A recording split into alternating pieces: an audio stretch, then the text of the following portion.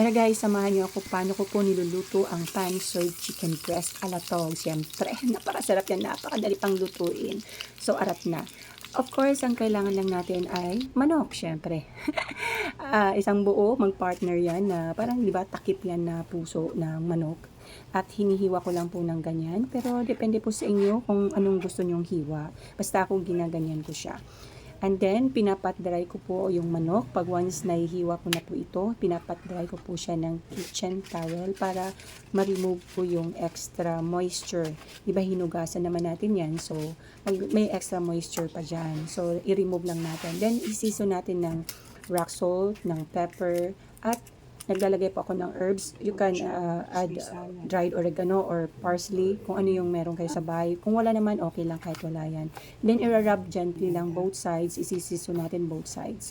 And then, prituhin na natin. So, ginamit ko po dito yung kawali na pinagprituhan ko po ng bacon na ginamit ko sa salad. So, coconut oil yung ginamit natin dahil sweet po yun sa naglo-low carb. Naglagay po ako ng garlic kasama yung balat para maamoy natin yung aroma from the garlic. Add flavor din yan.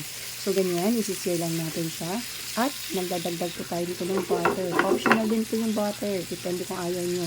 Okay, so, okay lang yan sa mga nag-low carb. Maglagay po tayo ng fats kasi kailangan natin ng fats. Healthy fats. So, yan, magkabilaan po yung pagkaluto natin. Of course, ito na. Kumakain na si Togs. Sarap yan. Thank you for watching, guys. Bye.